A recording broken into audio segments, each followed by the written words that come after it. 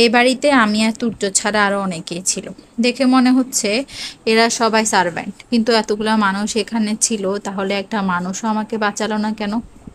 সবগুলা মানুষ আমার সাথে এত বড় অন্যায় হতে দিল, কেউ একজনও বাধা দিল না। প্রশ্নটা মাথায় ঘুরপাক খাচ্ছিল, তখনই তুর্য আমার হাত ধরে টানতে টানতে বাইরে নিয়ে গাড়িতে বসিয়ে দিল। It's time to go baby. একদম উল্টা পাল্টা নামে আমাকে ডাকবেন না। তো কি নামে ডাকবো? আমার নাম হিত। 1 মিনিট, আপনি আমাকে ডাকবেনই বা কেন? কেন আমি তোমাকে ডাকবো না কেন? আপনার আমার সাথে যা প্রয়োজন ছিল সব তো শেষ, আমার সর্বস্ব তো লুটে নিয়েছেন। এখন আমাকে ডাকার কি দরকার? সূর্য কিছু বলল না, আমার দিকে কিছুক্ষণ তাকিয়ে থেকে গাড়ি স্টার্ট দিল।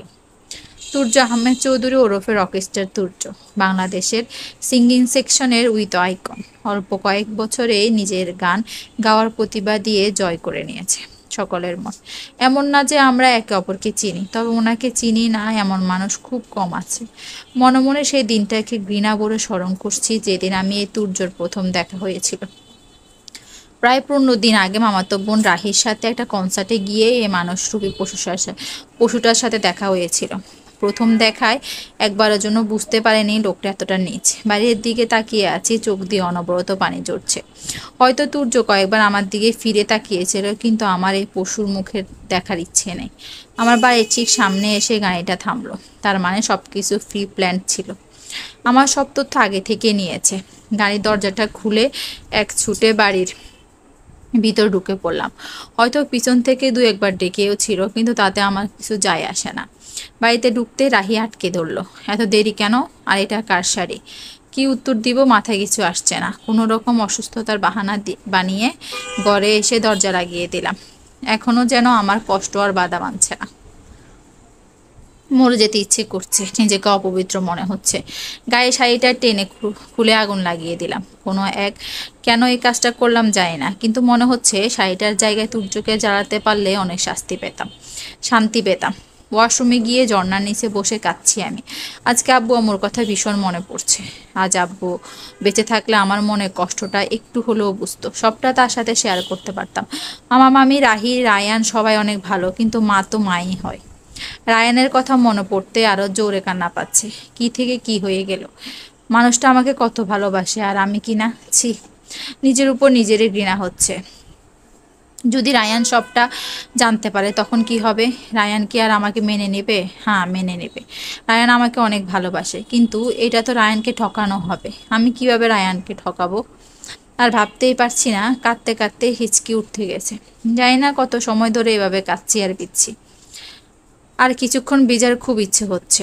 হয়তো আমার কলঙ্ক ধুয়ে যাবে এই পানির সাথে। দরজায় বারবার নক পড়ছে। মামি আর রাহি ডাকছে। না, আর বেশিক্ষণ এভাবে থাকা যাবে না, ওরা সন্দেহ করবে। চটপট জামাটা পাল্টে বেরিয়ে পড়লাম। কোনো রকম একটু খেয়ে দরজা লাগিয়ে ঘুমিয়ে পড়লাম। ব্যালকনিতে দাঁড়িয়ে আছে সূর্য, হাতে গিটার আর গলায় করুণ সুর। গানটা গাইতে গাইতে দু চোখ ভিজে গেছে। সূর্যর আকাশের দিকে তাকিয়ে আছে আপন মনে। পুরো আকাশটা মেঘলা, পূর্ণিমা তিথি হওয়ার পরও আজ আকাশের কোনো আনন্দ নেই। যেন আকাশও আজ সূর্যর সাথে কাঁদতে চায়, ওর কষ্ট কমাতে চায়। প্রিয়জনকে হারানোর কষ্ট তবুও বুকে নিয়ে বেঁচে থাকা যায়, কিন্তু প্রিয়জনের ঘৃণার পাত্র হয়ে বেঁচে থাকা চেয়ে মরে যাওয়া অনেক সুখের। কেন হীর, কেন? কেন দাও আমাকে এত কষ্ট? আর কত কষ্ট সহ্য করব বলো? আর কত যন্ত্রণা দিতে চাও? প্রতিটা মুহূর্ত তুমি আমার সামনে, কিন্তু তোমাকে ছোঁয়ার অধিকার নেই। আমার কলিজা তুমি, তবুও তোমায় ভালোবাসার অধিকার নেই। তুমি চাইলে সারা জীবন তোমার অপেক্ষা করতে পারি, কিন্তু আজকে তুমি আমাকে চরিত্রহীন বলছো। মানুষরূপী পশু, আরও না জানি কত কি। তুমি আমাকে যত পারো ভুল বুঝো, তবুও আমি কিছুই বলবো না। আচ্ছা হীর, একটা বারও কি আমার কথা তোমার মনে পড়ে না? একটা বারও কি আমার কাছে আসার জন্য তোমার মন ছুটে যায় না? বলো না হীর, প্লিজ বলো। কথাগুলো বলতে বলতেই সূর্য কান্নায় ভেঙে পড়ে। তখনই বৃষ্টি শুরু, ঝুম বৃষ্টি। হয়তো সূর্যর কষ্ট আকাশও সহ্য করতে না পেরে কান্নায় ভেঙে পড়েছে। মাঝরাতে হঠাৎ ঘুম ভেঙে যায় আমার। প্রচণ্ড ব্যথা করছে, শরীরটাও বেশ গরম, চোখে ঝাপসা লাগছে। সবকিছু বেশ ভালো রকমেরই জ্বর এসেছে মনে হয়। ড্রয়ার থেকে একটা জ্বরের ওষুধ খেয়ে খাটে বসে আছি। দিনে যা কিছু ঘটেছে সবটা মাথায় ঘুরছে। সবকিছু পুনরায় একবার চিন্তা করতে গেলে একটা কথায় আটকে যায় মাথায়। তুর্য তখন বলেছিল তার প্রতিটা স্পর্শ বৈধ। এই কথাটার মানে কি ছিল? আমার শরীরে তার স্পর্শ বৈধ হয় কিভাবে? রায়ানকে আজ পর্যন্ত নিজেকে স্পর্শ করতে দিই নাই, আর এই লোকটা, ছি, এই লোকটার কথা কেন আমি ভাবছি? যার চরিত্র খারাপ, তার মুখের কথার কি সভ্যতা আছে? দরজায় কড়া নড়ছে। নিশ্চিত রায়ান দেখতে এসেছে আমাকে, কিন্তু আমি এই মুখ কিভাবে দেখাবো রায়ানকে? আমার যে তার সামনে যাওয়ার সাহস নেই। কি বলবো আমি তাকে? এই দরজাটা খুলে দে না, আর কতক্ষণ দাঁড়িয়ে থাকবো? রাহি বলল, তোর শরীর খারাপ, খোল, আমি দেখবো তোর কি হলো। রায়ান ভাই, তুমি যাও তো এখান থেকে, আমাকে ঘুমাতে দাও। কান্না আটকে কথাগুলো বললাম। এমন করছিস কেন? খোল না প্লিজ, একবার তোকে দেখেই চলে যাব। এত দেখার কি আছে, যাও তো, ঘুমাও। খুলবি না? না। এই তো আর 2 দিন পর, 2 দিন, তারপর দরজা কিভাবে লাগিয়ে রাখিস আমিও দেখবো, আর তোর ঘুমের 12টা বাজিয়ে দিব। রায়ানের কথায় যেন আমার মাথায় আকাশ ভেঙে পড়লো। আমি তো ভুলেই গিয়েছিলাম 2 দিন পর আমার আর রায়ানের বিয়ে। এখন আমি কি করব? আমি পারবো না রায়ানকে ঠকাতে। আমি এখন অপবিত্র হয়ে গেছি। আমি পারবো না রায়ানকে বিয়ে করতে। খুব কান্না পাচ্ছে, কিন্তু জ্বরের মাত্রা অনেক বেড়ে গেছে, তাকিয়ে থাকতে কষ্ট হচ্ছে। কখন যে ঘুমিয়ে পড়ছি খেয়ালে নেই। বেশিক্ষণ বৃষ্টিতে ভেজার পর রুমে চলে এলো তুর্য। রুমের লাইট অন করে রুমের দেয়াল ভর্তি লাগানো হীরের ছবিগুলোর দিকে তাকিয়ে আছে তুর্য। তুমি আমাকে ভুল বুঝো না হীর, আমি কখনোই তোমার ক্ষতি চাইনি, কিন্তু আজ আমি সত্যি নিরুপায় ছিলাম। আমি বেঁচে থাকতে কি করে তোমাকে অন্য কারো হাতে দিতাম বলো? তুমি যে আমার নিঃশ্বাসে আটকে আছো, তোমাকে হারালে আমি নিঃশ্বাসও নিতে পারবো না। জানি না তোমাকে কিভাবে বোঝাবো, কিন্তু ওয়াদা করেছি তোমার প্রতি করা সব অন্যায়ের প্রতিশোধ নেব। আমিও তোমার উপর অনেক অন্যায় করেছি, তার পেছনে সব কারণ তোমাকে বোঝাবো। তুমি শাস্তি দিলে মাথা পেতে নেব, কিন্তু তোমাকে হারাতে পারবো না। আমার স্পর্শ আজ তোমার ঘৃণা হচ্ছে, তাই না হীর? জানো, হীর, খুব কষ্ট হচ্ছে, বুকের বাঁ পাশটা পুড়ে ছাই হয়ে যাচ্ছে। আমি তোমার কোনো সর্বনাশ করিনি হীর। কথাগুলো বলতে বলতেই তুর্য জ্ঞান হারিয়ে ফেলে। সকালে ঘুম থেকে উঠতেই দেখি প্রচণ্ড মাথা ব্যথা করছে। জ্বরের কারণে এমনটা হয়েছে বুঝতে পারছি।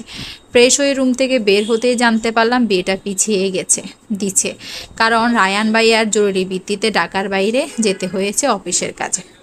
বিয়ের তারিখ পেছানোর কথাটা শুনে কেন জানি না ভালোই লাগছিল।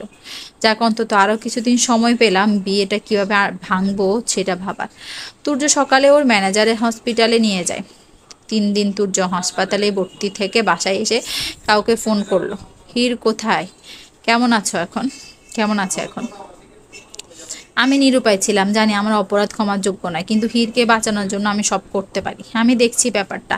আর 7 দিন হয়ে যায় কলেজে যায় না, কিন্তু আজ কিছুতেই বাড়িতে থাকতে পারলাম না। মামি আর রাহির চাপে জোর করে কলেজে পাঠিয়ে দিল। অন্যমনস্ক হয়ে ক্লাসরুমের বারান্দা দিয়ে হাঁটছিলাম, তখন কেউ আমার বাম হাতে হেঁচকা টান দিয়ে একটা খালি গ্লাস রুমে নিয়ে গেল। ঘটনার আকস্মিকতায় আমি পড়ে যেতে নিলাম। আমাকে বুকে জড়িয়ে নিল সামনে থাকা লোকটা।